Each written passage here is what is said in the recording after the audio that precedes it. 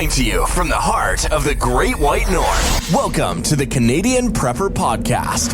Immerse yourself in the world of preparedness with insights from seasoned experts and a touch of Canadian practicality. Your go-to source for all things survival, resilience, and self-reliance. Now, let's kick off another episode packed with knowledge and strategies to ensure you're ready for whatever life may throw your way. Stay tuned and let the journey to preparedness begin.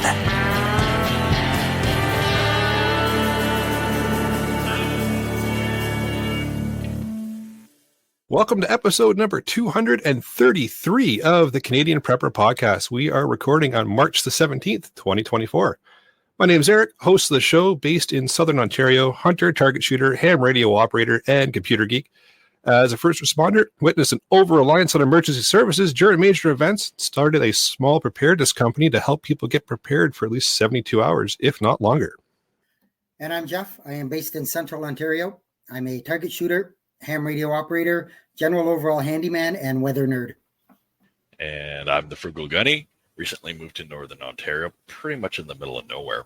I'm an off-gridder, a shooter, a hunter, fisher, gatherer, trapper type, and a generalist.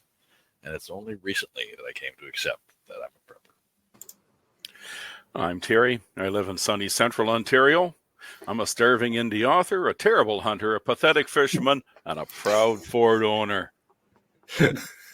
I had to put Love that intro, Terry. That's fantastic. And we've got Don Mann with us this evening. So, Don, if you'd like to introduce yourself. Eric, thanks for having me on your show. My name is Don Mann. I'm a retired Navy SEAL. I served SEAL Team 1, SEAL Team 2, SEAL Team 6 for a little over 20 years, then a little over 25 years with the CIA. And survival and being prepared is the thing I'm passionate about. I taught desert, jungle, Arctic, and winter survival, and it's a real passion of mine. I'm very happy to be on the show and meeting you all. Well, it's an honor to have you, and we're looking forward to getting some insight from you in the main section of the show. Thanks, Eric. Do you want to help support the show? Buy some swag. We have both the Canadian Prepper Podcast t-shirt and the tactical Velcro patch at www.prepperpodcast.ca. All the proceeds help cover our podcast costs. And if you're enjoying the show, please take a few moments to submit a review wherever you found us. We want your feedback, even if it's bad. And we invite you to reach out and tell us all about something you learned this week.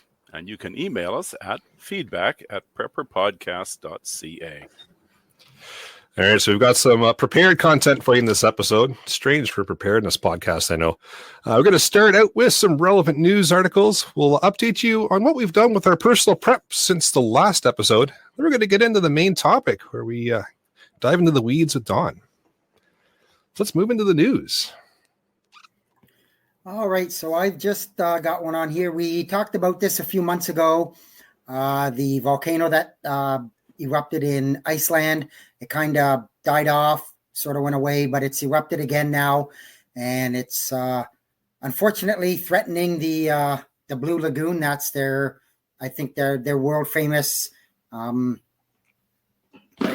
don't know if it's like a hot spring or that kind of thing, but I mean people flock there for it, and so at this point in time, there's no indication that the ash plume is going to affect any flights at this point. I know not the last time, but the time before it did that, it caused thousands of flights to be canceled and redirected and everything. So I'm not hearing anything about that, but it's just been going on for a couple of days. We'll see where it goes from there. Hey, and Terry.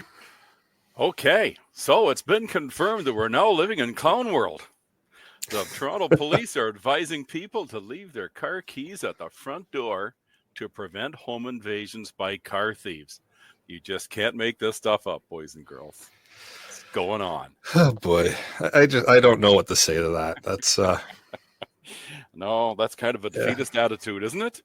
Because wasn't it a couple of months ago? It was take your keys away from the front door so that they can't copy the RFID signal. Yeah, and now it's leave them by the door so they don't break in the. Okay. Yeah. Interesting. I think we'll leave it at that. Yeah. Yeah. What more can you say about something like that? Not much. All right, let's move into what we've done lately for preps, shall we? Jeff. Yeah, so I actually had a bit of a productive week this week. I was kind of slacking it for the last few weeks, but I did some food prep, some fuel rotation, got out, did some yard cleanup while the weather was still decent. I got my ham radio installed in the truck. Thanks, Eric, for the help. Oh, yeah, it was fun. And I went and picked myself up a brand new Jenner link that I found on Facebook Marketplace for an unbelievable price.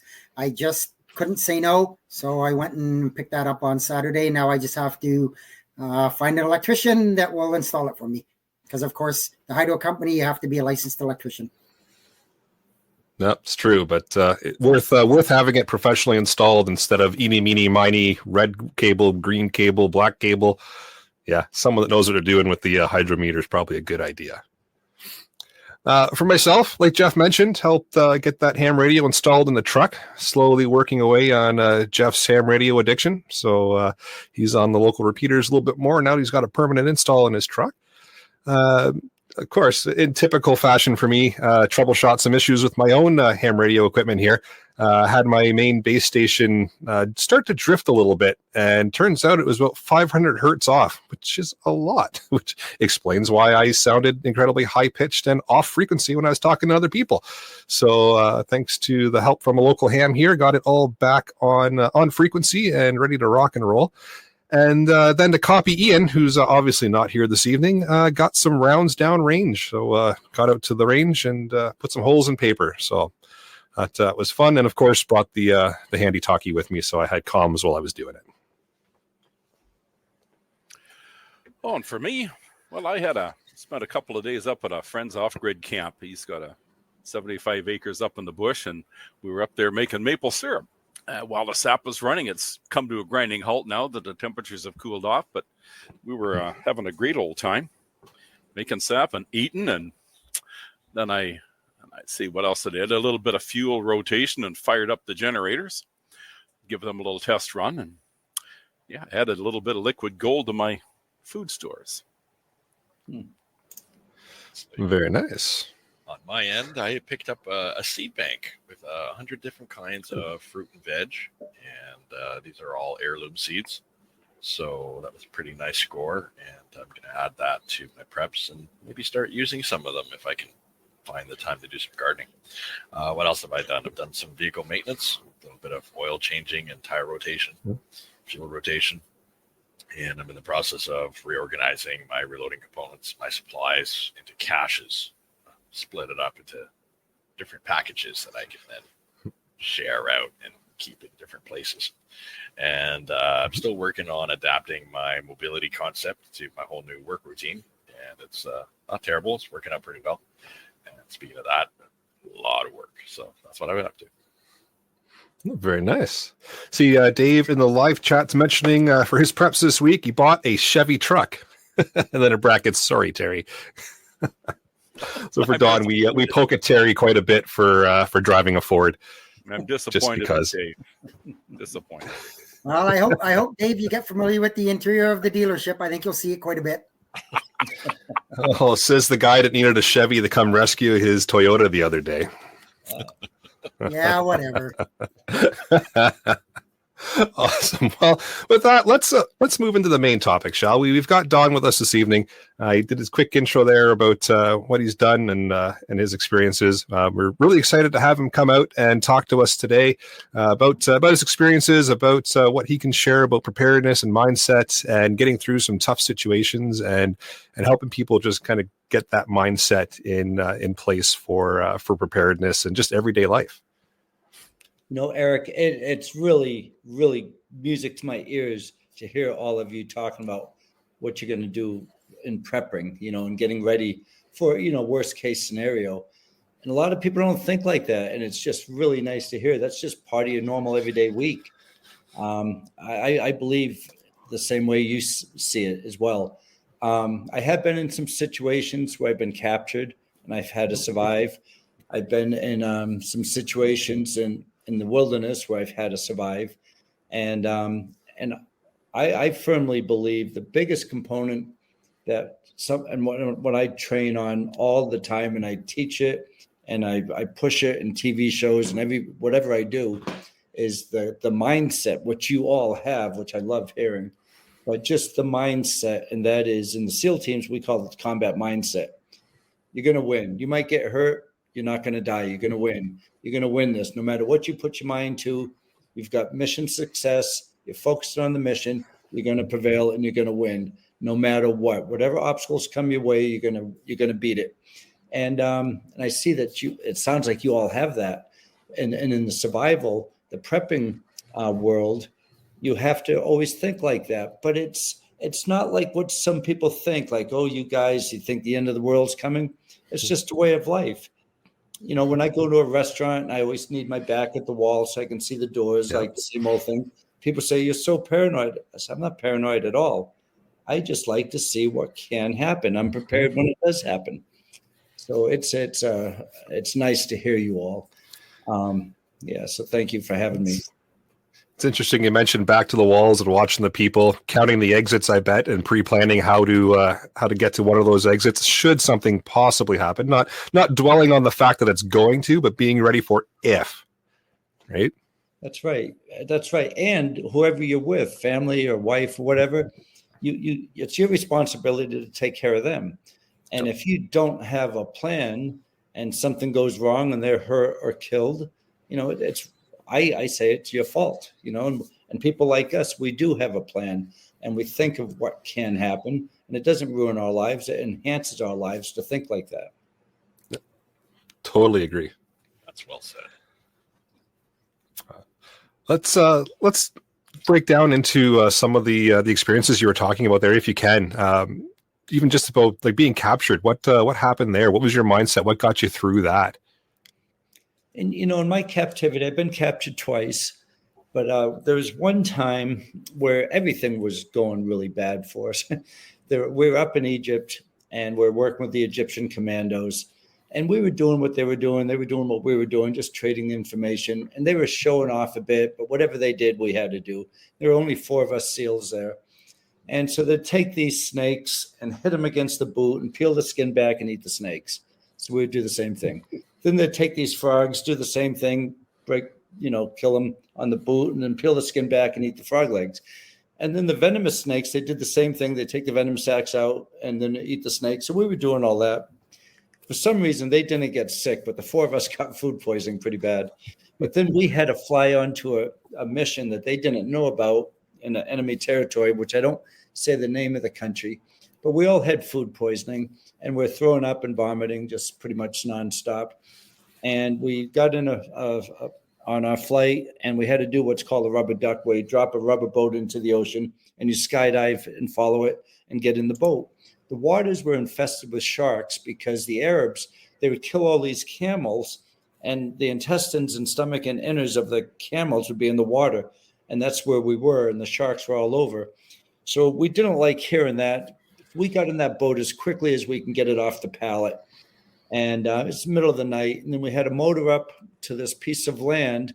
And we looked at it from about 500 meters away, just staying low on the boat, low profile, and looking for any enemy personnel. We didn't see any. So we got up closer, and we still didn't see any. So my buddy and I, we swam off the boat to the shore, scared of the sharks, of course. And we had to find a place where we could hide for 3 days, where we can see the aircraft coming and going and the ships coming and going. And the only place we could do that is if we dug a hole. And so we dug a hole, and it was surrounded by water on 3 sides of this little piece of land. But we dug a hole and we put a motor and a motorboat and all the things we didn't need for the reconnaissance of this mission, and we buried it. And we had to do this all before daylight, and we had diarrhea, we're vomiting, well, we're sick as could be. So we dug a hole for us, and we sat in that hole, and we put a piece of camouflage netting over our heads, so it looked like the desert floor. And we had long hair and beards at the time, and we had our rucksacks with us and our weapons, and we were just sitting in that hole with the camouflage netting over our heads. Nobody complained because we had the right mindset. We were going to win.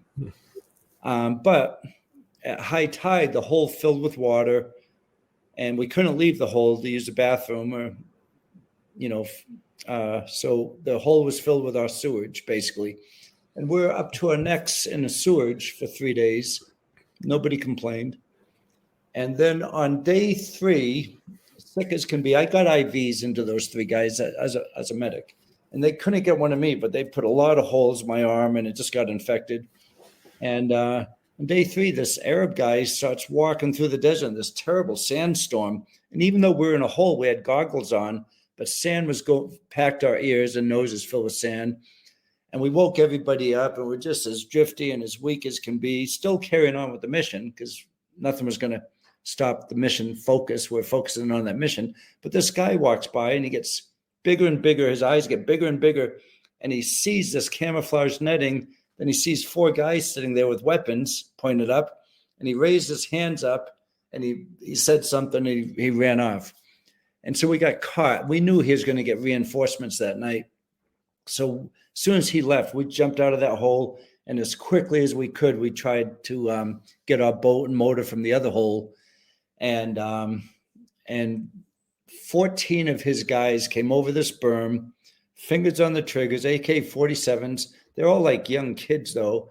And they pointed at us. And one of the guys who was with us, his name was Mark, he saw them. He said, guys, put your hands up. And something you never hear in the SEAL teams, put your hands up. And we put our hands up. We could have jumped for our weapons, and there'd be 4 against 14, and they would have slaughtered us. Or we could have jumped in the water, and they would have just sprayed and prayed, and they would have got us. And 2 of us had shovels in our hands. So we put the shovels down. We put our hands up, and they circled around us. And one of them was saying, down, down on the ground in broken English. We're going to shoot you in the backs. And we didn't even accept that as a possibility. We said, no, we're going home. One of the guys reached out for his rucksack and they put 4 AKs up against his head. And we thought he was going to get blown to pieces. And they went and got an interpreter and they came back the next morning. They just held us at gunpoint overnight. And the interpreter said, you broke the rules. You're on our land and we're going to shoot you in the backs. Lay on the ground. We said, no, we're not going to lay on the ground. We're going to get back in that boat. We're going to inflate it. We're going back to America. And they didn't know where America was. They didn't know anything, really. And anyways, this went on for a day and a night. And finally, they just go. You can go. They let us go. And we came around that night. We're just out in the sea, as sick as could be, not eating and drinking and vomiting and defecating. And we came around the point of land and we finished our mission, which I'm not free to talk about. And we won and they lost. And what my favorite part about that, I'm really happy to have been involved in that. But my favorite part was that nobody complained. We knew we were going to see bad stuff as being a SEAL, and we wanted it and we're prepared for it. Nobody said, oh, I should have been a pilot. I should have been a cook or something. And we just carried on and life went on. And I've been captured twice. And it's just having that mindset we were talking about earlier, that you're going to win and you can win. But if you don't have that mindset, it's so many things can go against you where you're not going to win. It's just you're in the enemy's hands. And so that's for prepping and surviving. For me, it's survival is having a mindset and then being physically prepared, like bring it on. I can take a lot. I can go a week plus without eating. I can go days without drinking water. And I've got the resources and I know I can beat this. And to me, that's very, very important. And I work with a lot of people who are serious preppers. I learned so much from them. And I love their lifestyle, and it doesn't hinder their lifestyle in any way. It enhances their lifestyle, and they teach everybody they talk to. They teach their children. They teach all of us on what they're doing, and people pick it up as a hobby. So, and especially nowadays, my God, the world is. Who would ever think the world would be where it is now? But I think it's a really good hobby to have if you call it a hobby.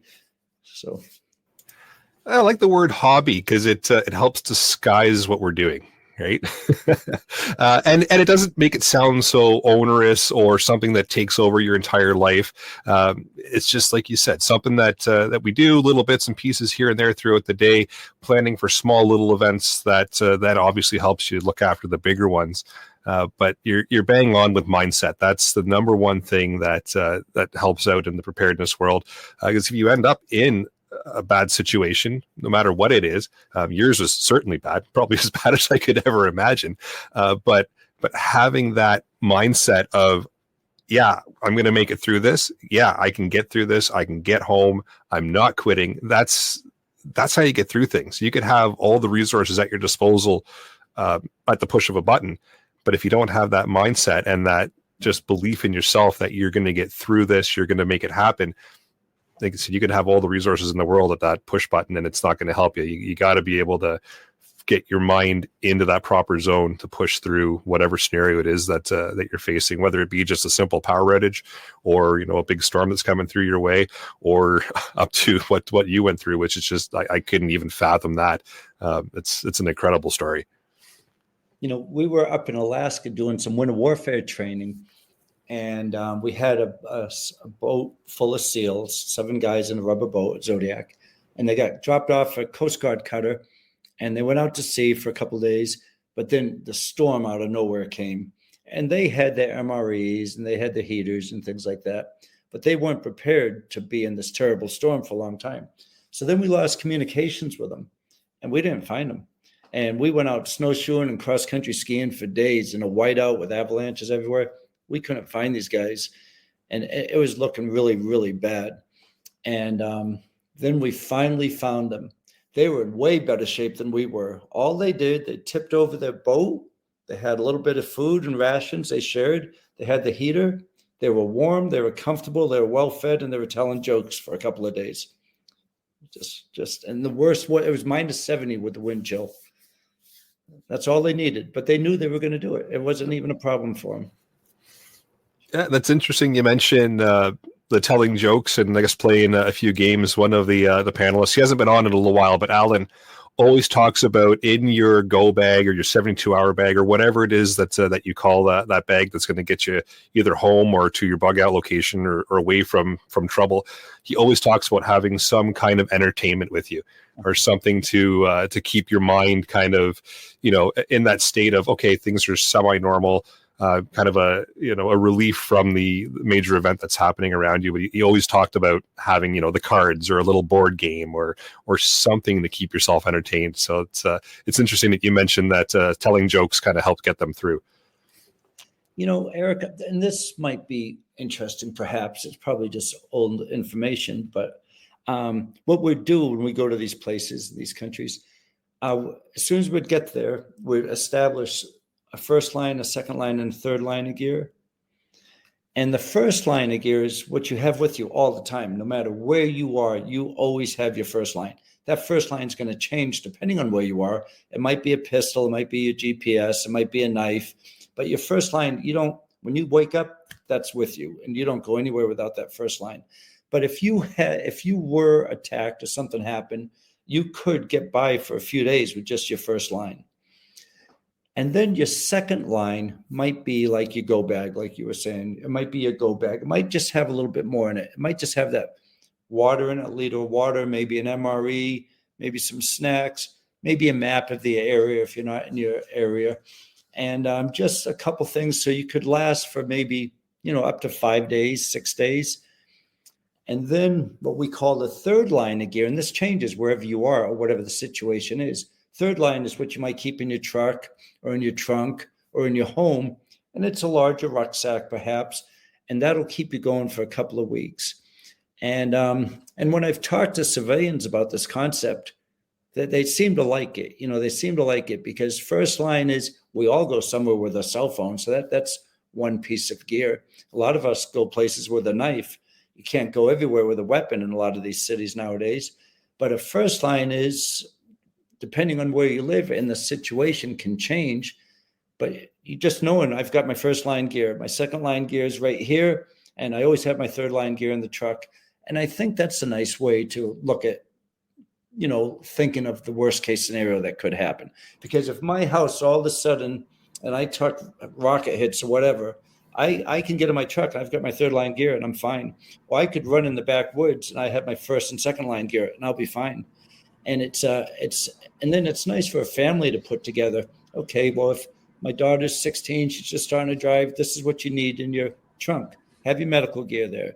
Have your, and have your second line, third line gear.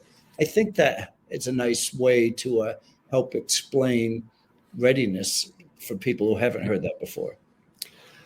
I like it. Totally agree. Go ahead, Jeff. Sorry, I was going to say the other thing, like you said, those guys were out there and they were trapped, or whatever, however they got out there.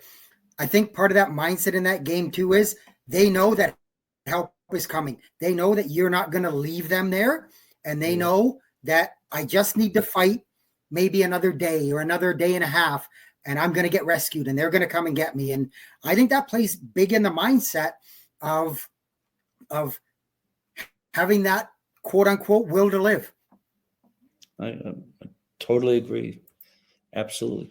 A friend of mine was in a situation, and he was in Iraq, and he was the driver was in Iraq, and the driver had body armor on, but he didn't have a helmet. And my friend had body armor on, and he was in the back seat, and the passenger had body armor, but they were in a thin-skinned vehicle without armor, and they're in a war zone. And the worst thing happened. They got stuck in traffic. Of course, you always tell people, make sure you don't get too close to the car in front of you. So if something happens behind you and you got to get out of the way quickly, you can swerve away. But anyways, they got stuck in traffic, and traffic got in front of them, behind them, on each side. And so now they're thinking this is a terrible place to be. Of course, a 9mm round can go through a thin-skinned vehicle like nothing. And then a billboard was in front of them, and a guy popped up with an AK-47, just started shooting through the vehicle. My friend just took his weapon calmly, and he shot through the vehicle and got the guy. He was calm. But then what happened? The vehicle right to the right side of them opened up the doors. There was a van, and two people with AK-47 started shooting him. And my friend knew that the driver, if he was shot in the head, they were going to be killed because he had body armor on, but he didn't have a helmet on. So my friend got up behind him from the back seat and put his body armor to protect the person's head and got him out of the traffic. And he was shot 3 times doing this, all underneath his body armor because he was bent over. And his name was Joe Neely. He's a SEAL. He's a good friend of mine. And then Joe got him out. Joe had 3 bullet holes in him, but they got out of danger. And Joe had 2 of the rounds removed in country and the other one removed in Germany. Went back to work 6 months later. He said it was no big deal. I just did what I had to keep the driver alive, just thinking, to keep him alive and to stay safe and get out of the danger area.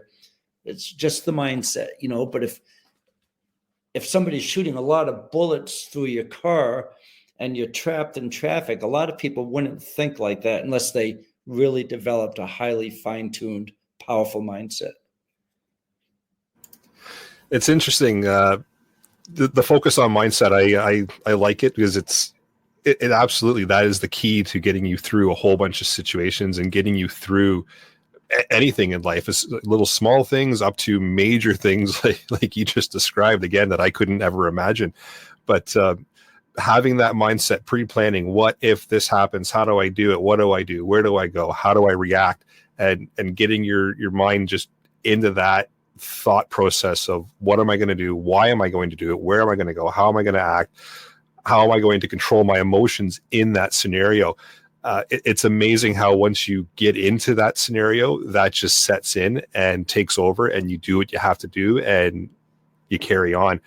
Again, I couldn't ever imagine even the first scenario with that guy hopping up from the billboard, let alone the other group of them coming out from the van on the right.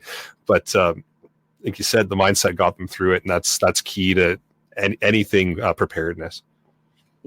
Also, I'd like to add that I'm telling gruesome, terrible stories, but that mindset helps in everything I've ever done in my life. I'm in my mid 60s now, but I apply it to extreme sports. And Right. when I was an early triathlete, I was doing the early Ironmans. And I used to always think, okay, have a macro goal, have some big goal, set it, and then a series of micro goals to reach that macro goal. And then have the mindset to know whatever that goal is, no matter how big it is and how lofty it might appear, that you can do it. And you really can if you have a series of micro steps that reach you to get to that macro goal. But then when you reach that macro goal comes down to a lower level. And now it's just one of the micro goals you need for the next big macro goal. So I did this with the sport. I did over 1,000 competitions with this as a mindset. So I'd always try to make the next competition bigger and harder. And they were going to 600-mile competitions. But when I was doing the Ironman competitions, one of the earlier ones, I was thinking, okay, I did it 11 hours and 41 minutes. That's only a half a day. If I could do one Ironman in half a day, I should be able to do two in a day. I wasn't very smart, but I had a powerful mindset. So I took that Ironman, brought it down to a lower level, and then the next macro goal was 2 Ironmans. And the goal was, who's going to stop running? Who can't put one leg in front of the other? Why in the world would I not be able to do that? No matter how sick or hurt I'm feeling, I should be able to put one leg in front of the other. And I did pass out at mile 32 on the double marathon. And I was coughing and choking and seeing the white spots and coughing up a little bile. And then I passed out. But when I woke up, I saw the cyclists and runners going by. I was thinking, why am I sleeping outside? Then I realized I was in this double Ironman competition. I said, I better get up. I got to go finish the race. And what that lesson taught me was, sometimes things get really, really, really hard and you don't think you can do it. You don't think you can do it. But I don't mean it to sound jokingly, but the truth was, all the times I thought something was too hard, I was wrong. Because in that case, I passed out. My body got the sleep it needed. I had this short power nap. I woke up and finished the double Ironman. And that lesson lasted me a lifetime, because now I think nothing's ever too hard. If it's too hard, and it's absolutely too hard, you don't think you can do it anymore, your body will pass out. You'll get the break you need. Then you can keep on going.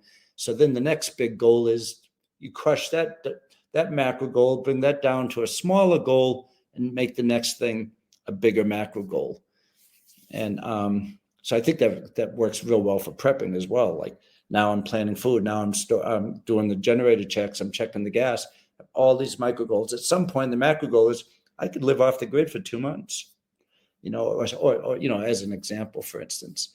The micro goal thing, I think you could put whatever you want as a macro goal. If you're a banker or cook or whatever it is, you could set some big, high, lofty goal up there, and you'll reach it with having that powerful mindset and a lot of micro goals to reach to that macro goal. Well, like the old saying goes, if you do all the little things, the big things aren't so big anymore. Yeah. One of the things I admire about the SEAL training and induction routine regimen that you went through, and that I read about and hear about, it's well celebrated, is that you seem to have found a consistent way to impart mindset. And that's a big thing. I think we all have a lot of lessons we could learn from that, how you train people and how you somehow get that mindset through to them. And then I know you do have a fairly high failure rate. And as we do here in many things, being out in the outdoors, very high failure rates. It's the reason why we get strong, is we fail and then we, kind of micro failure along all those micro goals. We readjust, we shift, and we go at it again, and then we keep achieving. What is it that you think is the secret to the training that you received to impart that mindset, and what can we in the civilian cake eating world pick up from that? Well, I don't, I would never, ever think you're in the cake eating world for sure. But I know what you're saying though. But to want to go to SAS, SBS, Adult Force, or SEALs, or anything like that, I think you have to have a mindset that you can do it anyways, so you kind of have your mindset there, and then it just gets empowered and stronger once you're finished training, going through training. it's infectious as well. When you surround surround yourself with people that have that can-do attitude, like I can do it, that rubs off and it's infectious. Same thing happens if you're with a lot of people sit around the couch and saying, I don't feel like getting up today. I don't feel like going to work today. If I go to work, I'm going to do a halfway job. I mean, it's infectious. And I'm a host of a TV show where I teach this stuff, and it's called Surviving Man, MANN. And I push these people so hard. And it's all about shooting. We have survival courses. We have survival evolutions, have them making lean-tos and staying out in the woods for a couple of days, catching chicken and catching rabbit and eating it and distilling their own water. And it's a lot of fun. It's eye-opening to so many people. But the mindset, I believe, if you're around somebody with a powerful mindset, to absorb that from them.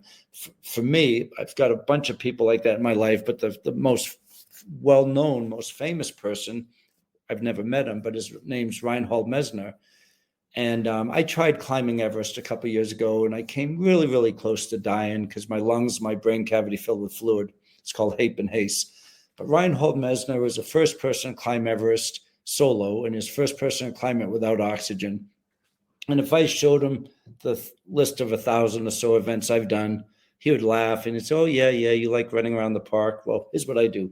I take that backpack and I climb some peak in the Himalayas. It's never been climbed before. And I do it without oxygen. I do it solo. And I tell my friends and family, I should be back in a couple of months. So I believe a guy like him, and I hope to meet him someday, a guy like him, he knows how to reach way, way, way deep down inside. And he's got this source of energy that we all have, but he's got the ability to reach down and grab it. And he's climbed all the 25,000 meter peaks there are. He's climbed all the hardest peaks in the world. And now he used to be called the greatest mountaineer in the world, but now he's being called the greatest mountaineer the world will ever know. And that's only because of his attitude and his mindset. Like, I'm going to do it. And he does it alone. I can't even imagine some of the things he's done. And so you get around a person like that, or you think about a person like that, I think it rubs off. And if one person, say a small company or a group of friends or a club or something with 6 people in it, if one person felt I can do anything, nothing's going to stop me. I'm going to train. I'm focusing on the mission no matter what. Each and every day, I'm going to do 4 things. I'm going to get stronger every day. Something will make me stronger every day. I'll do a bunch of push-ups. I'll do CrossFit. I'll go to my gym. But every day I'm going to get stronger. Every day I'm going to get faster. Most importantly, whatever it is in life you're going after, every day you're going to get smarter in that category. And then most importantly, every day do something good for somebody.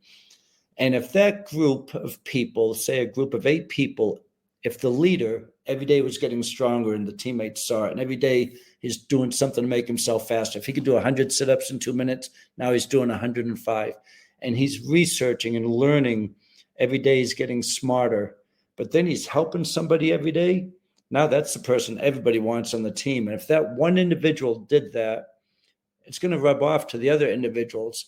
And if all 8 or so people on that team were focusing on the mission success, had a macro goal they were all going toward, who's going to beat them?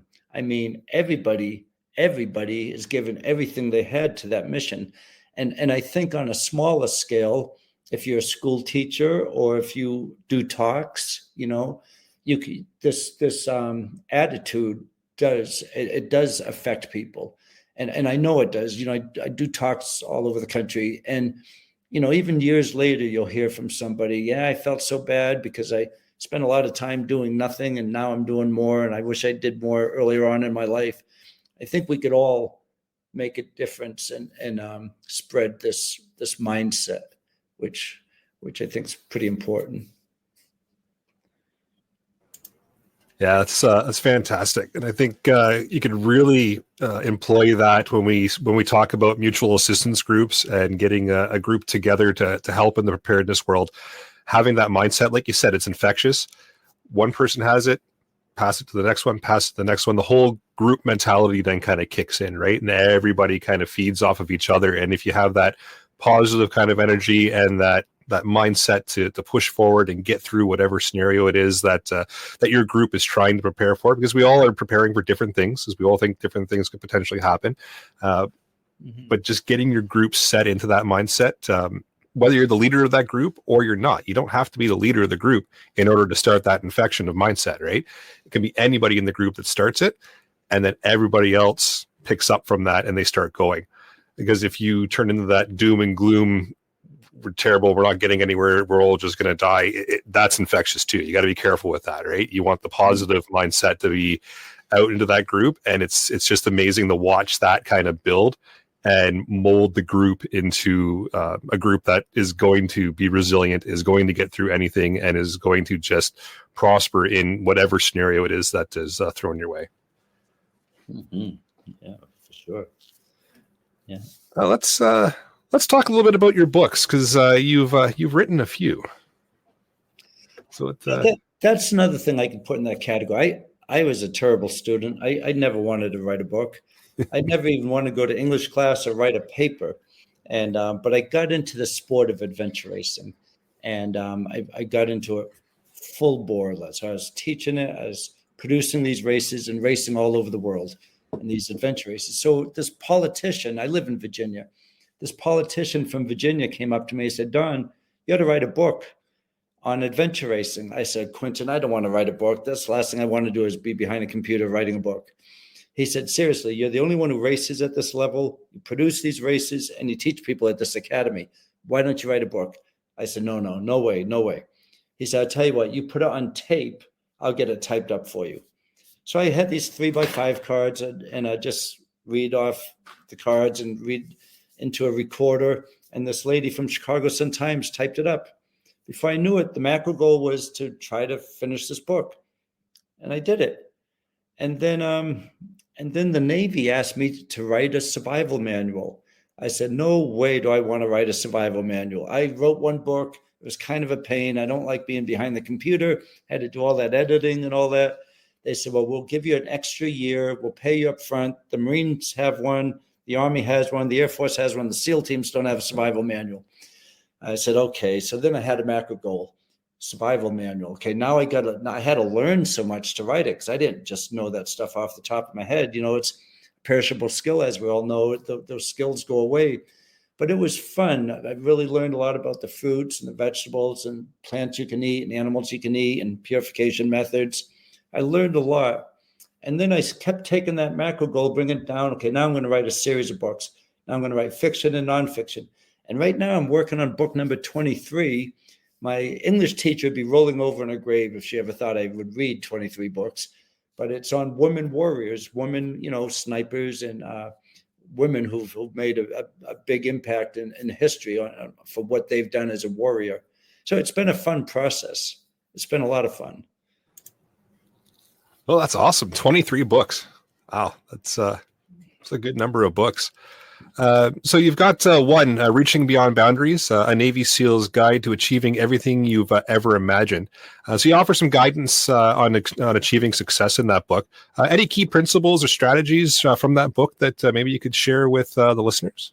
Well, Eric, that is my favorite of the books because I got to talk and to learn from a lot of other people who helped me put that book together.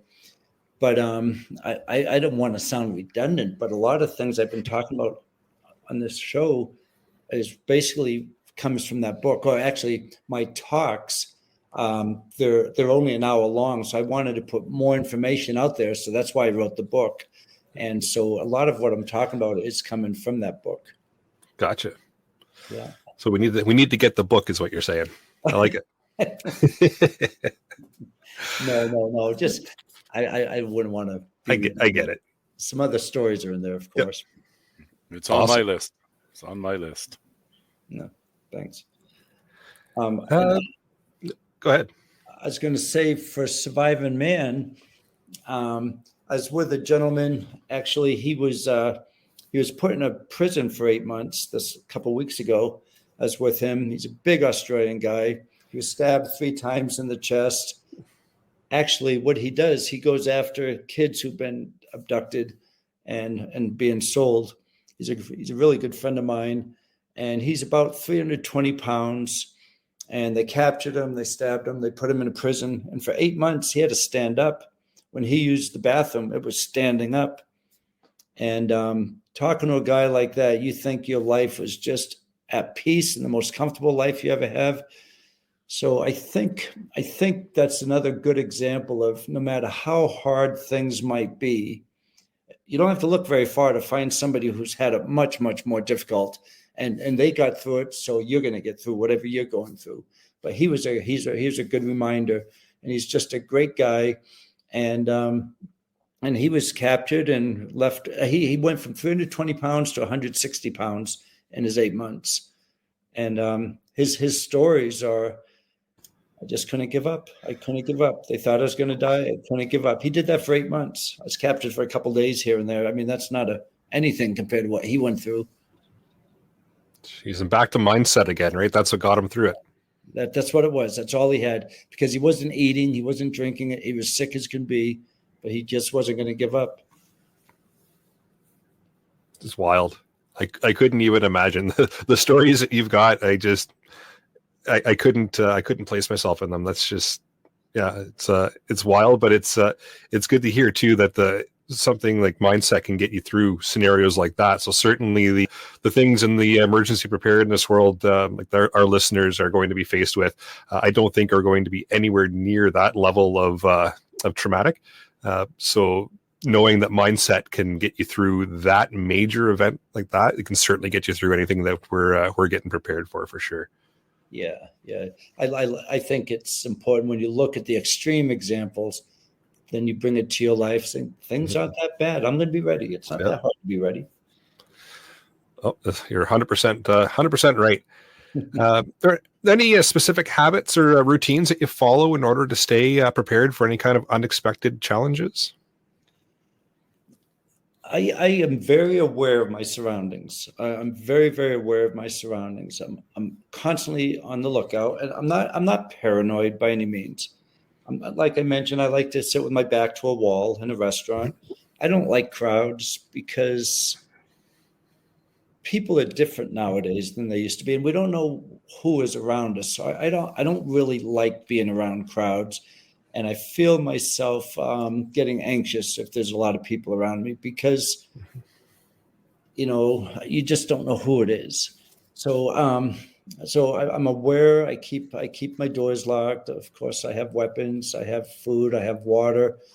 I'm if someone says, okay, you're stuck right now for 2 months, I'd be okay. I'd be fine. I have a generator. I think about these things. I live on a mountain. Only 7 of us live on this mountain. And anybody who drives in this road, and if we don't recognize a vehicle, we all let each other know. So we trust our friends and our neighbors.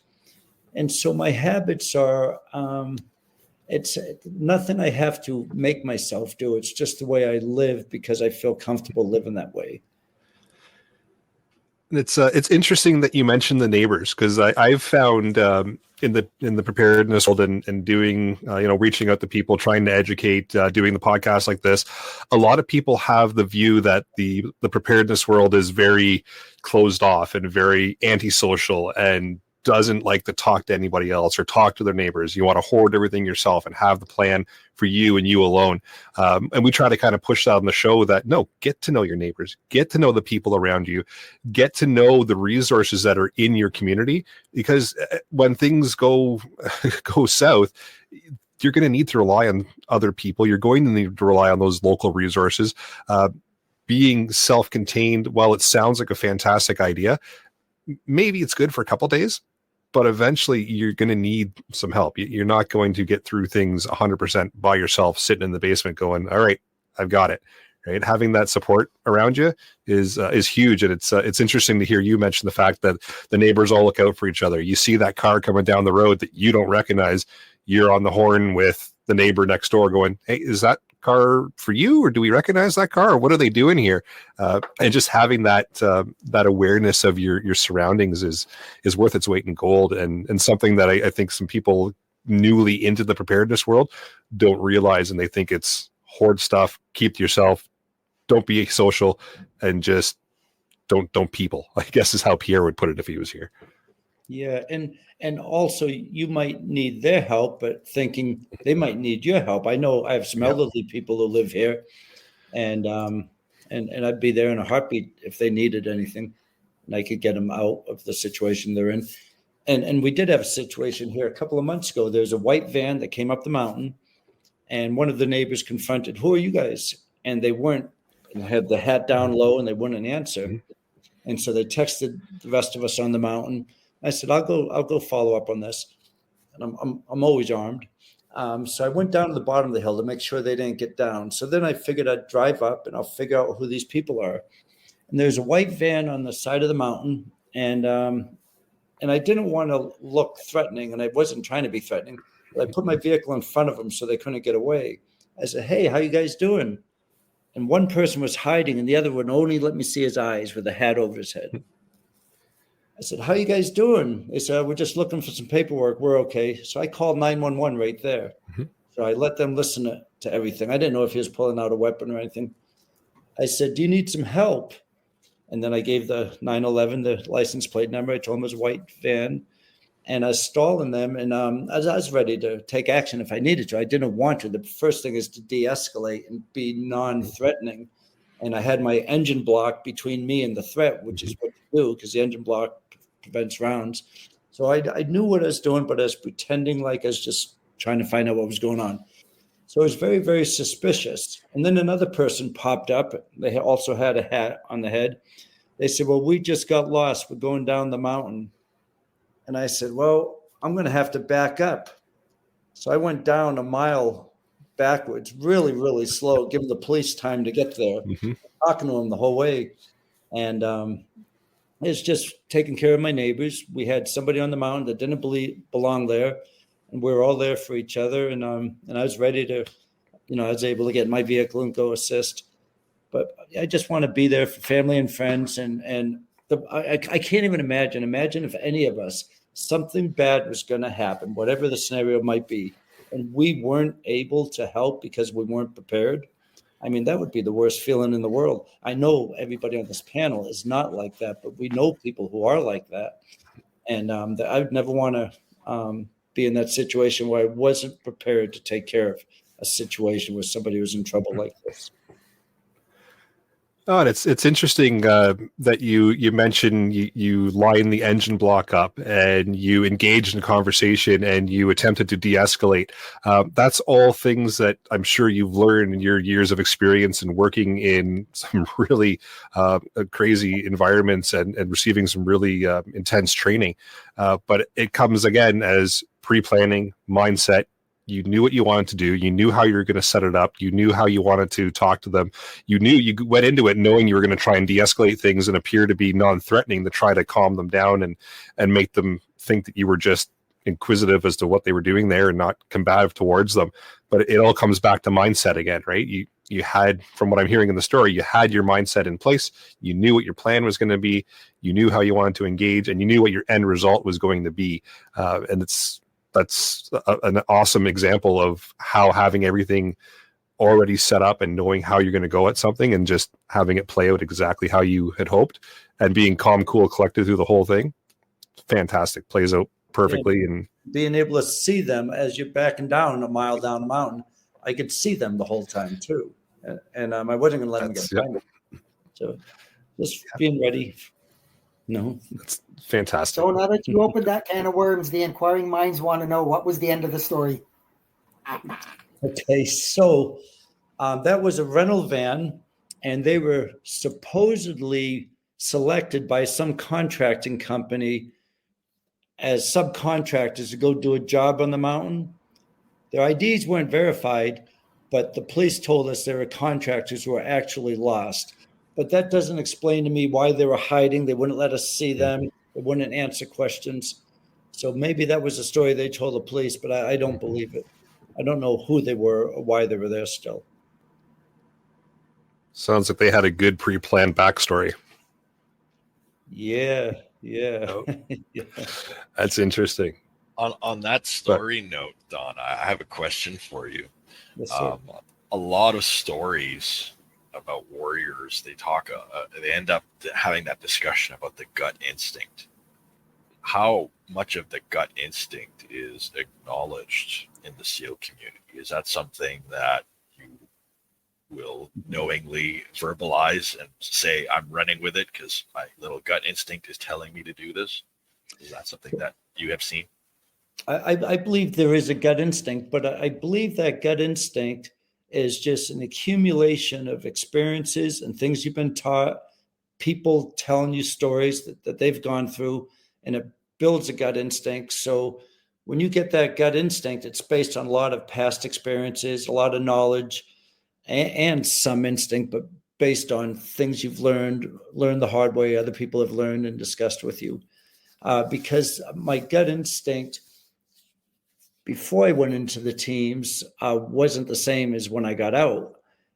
So I think it builds based on your experiences and the training you've received. You know, the one thing about a car engine, I think that's such a valuable lesson. There's two places in a vehicle. If there's a threat, an enemy, and that enemy is between you and the engine block, you've got cover. And twice in 5 years, gas stations in the US are really bad places now. I guess they are a lot of places, but twice in the last 5 years, I've had people come up to me, two guys, one at each instance, and ask me for money. And one said, I hate white people. I said, well, the guy is about 2 feet taller than I am, I guess. And I was pumping gas. He said, you got any money? So I said, no, I don't. I use credit card. But I said it in the same tone. I think I was edging him on subconsciously because I didn't like the guy. But anyways, he took a step toward me, and I was next to my gas. You know, I had the gas filling up in my vehicle. My door was open. My weapon was 2 feet away from me. And I think I started smiling. I was thinking, if you take another step, you're going to lose big time. And I was disappointed he didn't, I hate to say, but I shouldn't say that, but you're just so ready and you're so confident. If a threat's coming up at you, to know inside you're going to win, it's a big, big plus. And the bad guy is going to lose. And that all goes back to the combat mindset. But the gut instinct is, this guy's walking over to me. Yep, they get away with all this stuff nowadays, these crooks and robbers at gas stations. He's coming up to me. I've got a weapon within arm's reach. I mean, he's making a big mistake. And I didn't want to come across as some nut or anything, but I was just so confident that I was almost disappointed nothing happened, you know. So I mean, I know that's kind of wrong in some ways, but it speaks to the mindset again, right? Like you're at that stage of, you've built that mindset up to, I am winning this battle no matter what. Yeah. That the battle didn't happen. And now you've got that mindset and that energy build up. You're like, well, now what do I do with this energy? Right? So I get the point of view, or the disappointment of, well, nothing happened, but like I was so ready for that to occur, and I was so ready to be triumphant and win that, and then to have nothing play out. I get the coming down and well, what do I do with that energy and that build up and that momentum? Now you got to find a release for it, right? Mm-hmm. So I totally get I wish something happened, and you know, it's good that it didn't, because nobody wants to see violence play out, but it's reality. Sometimes it has to happen, right? It has to happen sometimes, unfortunately. It is. De-escalation is the goal, you know. Yeah, but, for sure.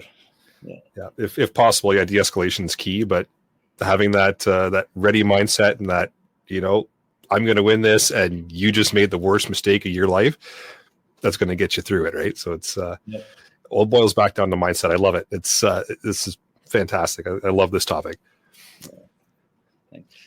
Any upcoming? Yeah, go ahead, Jeff. No, I was going to say, just go for it, Jeff. Kind of revert back to the weather stuff that I deal with a lot. You know, weather's very unpredictable, just like people are anymore, just being so unpredictable. And, you know, you say, hey, you know what? Got big storms coming. You might want to hunker down, you know, be a little bit safe. And then the big storms don't happen, and everybody gets revved up. Oh man, you told me it was happening and it didn't happen. The fact that it didn't happen is a good thing. You didn't lose your house. You didn't have your car get damaged by hail. You didn't what are you so wound up about? Like, just because it didn't happen doesn't mean that's a bad thing. It's really a good thing. And same thing in your case, yeah, you were ready and you were prepared for the worst, and probably at the end of it, the best case scenario came out of it. Yeah, that's right. Yeah, I see that a good analogy there with the weather. Yeah, you get all prepped up, you have your house all ready, and nothing happens. All that work for nothing. Yeah, that's a great analogy. Yeah, I like that. That's really good. You had mentioned you got a new book coming out shortly. Any other projects, initiatives, anything you're excited about that you got coming out the pipe? Any speaking engagements or other endeavors? Or I do periodic speaking engagements, and I guess the next one's going to be in New Orleans, and there's one coming up in Texas. But the thing I like Surviving Man a lot because it's all about actually survival, physical conditioning, shooting, adventure, and obstacle course racing, and SEAL training, and mindset. But I also started this other, another thing called the Mission. And for all these years, people always ask me, how do I become a Ranger or a SEAL or a football player or something? And now I've got it narrowed down to those four. Every day get stronger, every day get faster, every day get smarter, but most importantly, every day do something good for somebody. And so now I did this with some banks in Indiana, Texas, and Minnesota. I present that lesson to them.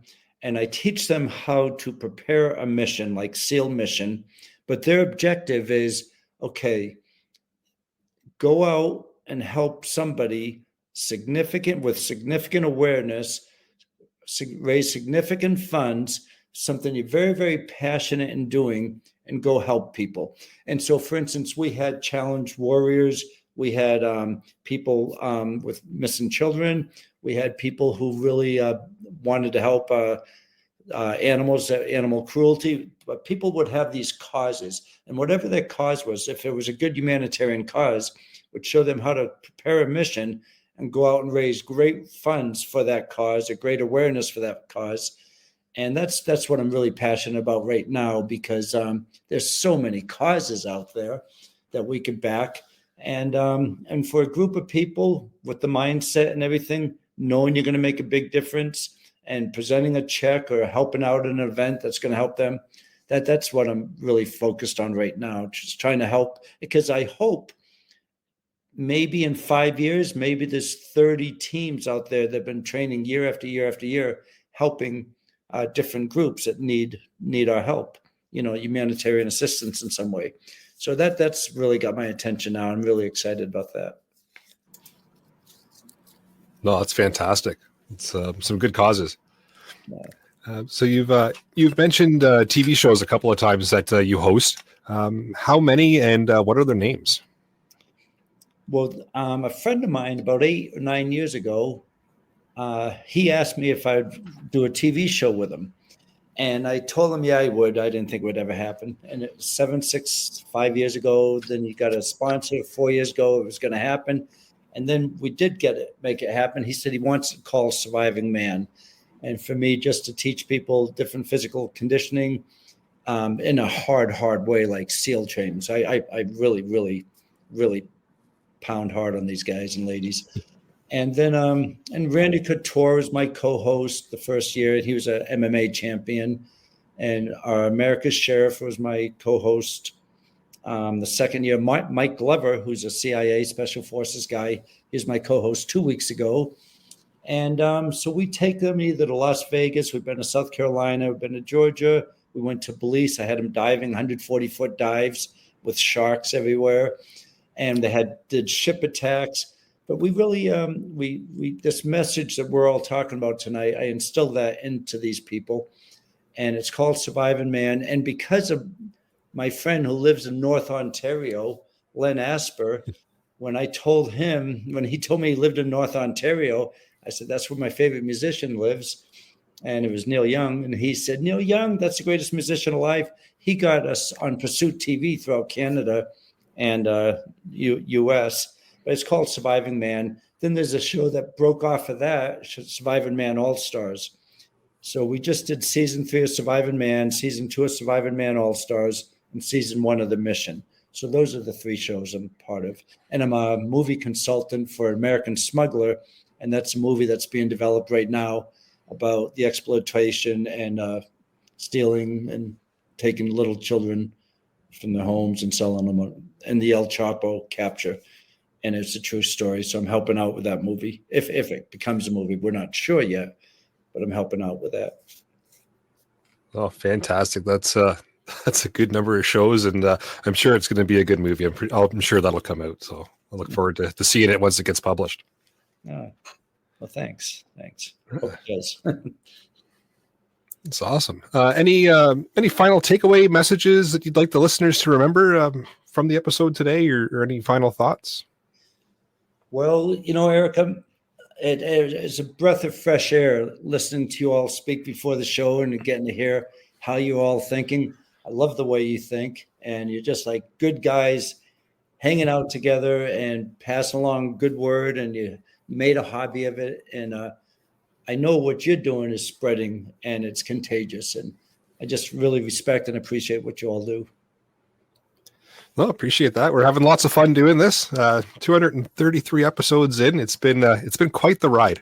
It's been a lot of fun, but learned a lot, and hopefully spread some realistic kind of information out to everybody. So that's kind of the goal here. We're not fear mongering. We don't like doing the whole the big huge apocalypse is coming and everyone's going to die tomorrow. We like the calm down and relax and kind of get your stuff together and be ready for the simple power outage or the big storm that comes through, and the little things. As like Jeff said earlier, take care of the little things, and the big stuff sorts itself out. Right. That's right. Well, congratulations on your success of the shows. That's a lot of shows.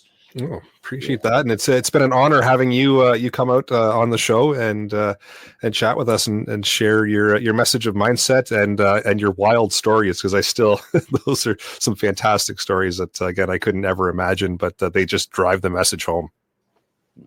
Well, thank you, Eric. Thanks for having me. So right. I just have. Oh, go ahead, Jeff. It's okay. I just have one more question for you, and Eric kind of had it in there, and we sort of glossed over it, which is okay. But it's kind of the question of, how do you see the concept of preparedness in evolving in what's going on in the modern world, especially in light of the emerging threats? For me, I'm thinking of the technological side of it. I'm of the opinion that I don't think World War III, if it ever happens, is going to be done with nukes and bombs and all that. It's going to be cyber attacks. It's going to be attacks on power grids and attacks on that kind of stuff. I may be wrong. I may be out in left field. I don't really think I am, but what are your thoughts on that side of it? Well, Jeff, I see it the way you do too, I believe. And we've heard Putin talk, and we've heard Chinese talk. It seems like the first thing that would happen is the grid would go down. We wouldn't have cell phone coverage. We couldn't contact other people. And for us, because we're so dependent on cell phones and technology, that's a big crushing step for us. But I do believe that'll be the first thing that'll happen. They'll take out some satellites, and we'll lose all our cell coverage and our power and our energy grid. And then that's a big crippling blow for us right there. People who don't think like we all do, they'll think the world has ended already. We'll go on because we don't have to rely on technology. But I think that's probably the first thing that'll happen. And the technology's already there. They've got the technology to do that. I don't think it would be Russia doing it, because Russia's been trying to be our friend for years. We keep turning our backs on them. And so now they just recently sided, buddy with China. That's a problem. And the Chinese have the technology to do that as well. And Iran and North Korea, the whole thing they're doing with BRICS, it's getting bigger and bigger and bigger. The problem I see right now is that it looks like 95% of the world, and I've heard that a couple different places, is against Israel and what's going on Hamas in Israel, but also against us now because of our backing to Israel.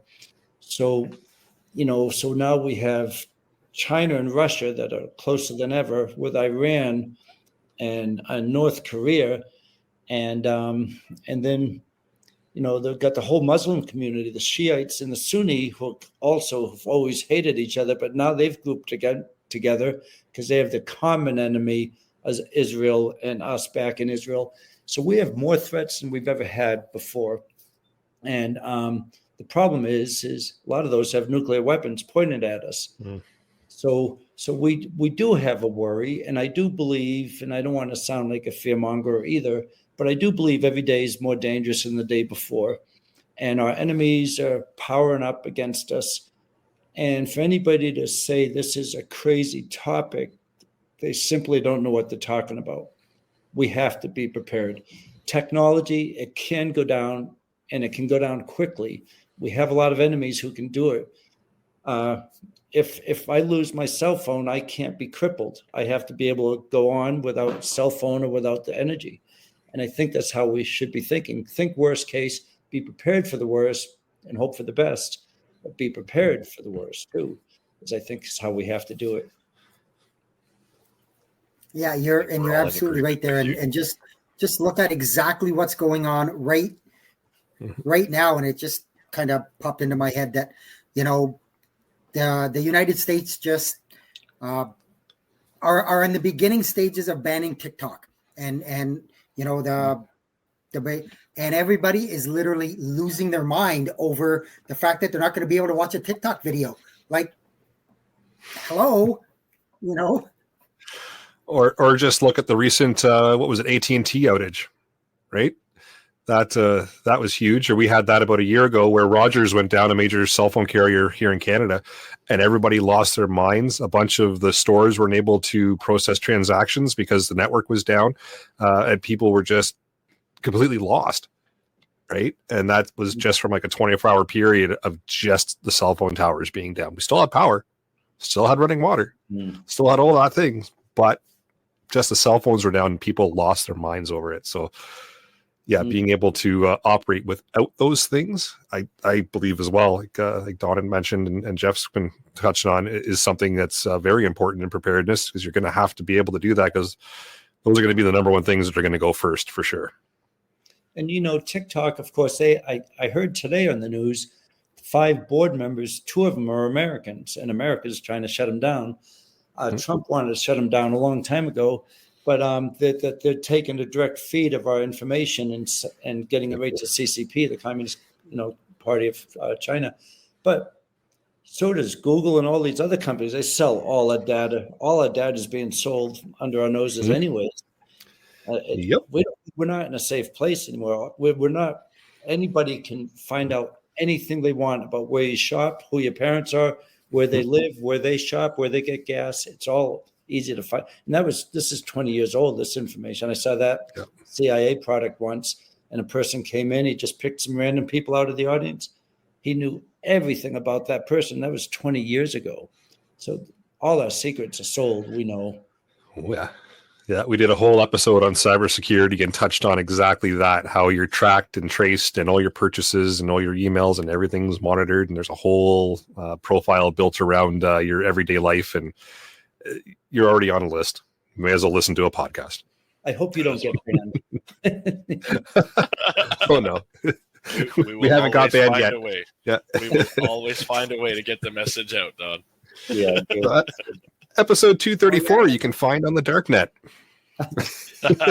Yeah, it was just like Eric mentioned that, we had that episode and we were talking about, and people were like, and we had a ham radio episode, and they were like, well, I don't want to get my license because I don't want them to know my address. Guess what? Too late. This. You don't think they don't know everything about you? Like, come on, wake up. Personal tracking device. Yeah, that's for sure.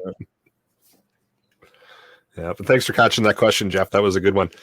So, but with that, again, Don, we appreciate you coming out tonight. We'll move along into the podcast challenge, and you're, of course, welcome to carry along with us to the end. We've got a couple other quick sections, and then we sign off. Excellent. So we'll move into the podcast challenge. So your podcast challenge for episode number 233 is check your mindset, adjust it as necessary. So, upcoming events. Terry, you want to talk about the annual preppers meet? Oh boy. Well, here it is. It's coming up July 11th to the 14th. Beautiful downtown Disborough, Ontario. And we've had a lot of new folks sign up to our Facebook page. So there's a lot of interest happening. A lot of new faces are going to be there this year. We're expecting a good crowd. We've been working diligently to get some kind of a schedule on to give people a flavor of what to look forward to. It's pretty tentative. It's subject to change. The times are completely irrelevant. It means the times don't mean nothing. We just the way the program was set up, we had to put a time in. So I just was knocking off a time that sounded okay. We'll spread them out a little bit, but yeah, that's don't take that schedule too seriously right off the bat. But the people that are on it are going to be there, and the topics that they're going to discuss are going to be there. So go to the annualpreppersmeet.com website and have a look at it. And I hope looking forward to this year. Yeah. Even Eric. Sounds like I'm locked in now for Thursday, Friday. So I'll be there for 2 days this year. And shockingly, it's going to be ham radio and probably a little bit of shortwave listening too in the evening. So we're going to put two sessions together. But it's always a good crowd of knowledgeable instructors, except that ham radio guy. And lots of good information, lots of good knowledge, lots of good sessions, lots of good just general people willing to share information and help get you on a path of preparedness if you're not there, or help bolster a section that you're not so comfortable in. So it's a great weekend. It's reasonably priced as well. And right on. Come check it out. And early bird tickets are still on sale right now, as a matter of fact. $100 for the Thursday through Sunday. Can't go wrong with that. And Don, if you're bored, come on up. Okay. It sounds like fun. Oh, we'd love to have you. Believe me, love to have you. Well, thank you. All right, Jeff, you got a weather blurb? I do. I'll keep it brief. So, obviously, we're in that flux of the year between the warm and cold. And with that, we unfortunately get into the severe weather. So last Thursday, there was a fairly significant tornado outbreak in the upper Midwest. So basically, Illinois, Indiana, Ohio, they were the bullseye areas. As we talked about weather a bit in this, and I made comments about, preparing for the worst and hoping for nothing. These areas that were in the bullseye were actually not expected to get much weather at all. They were in an area that was in what was called a 2% hatch risk area, which is there's a 2% chance of a tornado within 25 miles of anywhere within that block. There were other areas that were in a 5% hatch risk. They got nothing. The area in the 2% got decimated. Several towns got flattened. There were, I believe, 5 total fatalities over those 3 states. I'm of the belief that this year is going to be a very, very active tornado season. So if you're anywhere within that so-called tornado alley or anywhere close to that, you need to be aware. If you don't have one, you really should get a weather radio that's going to give you the updates when severe weather warnings and stuff are issued. As we've all said, we've said it, knowledge is power.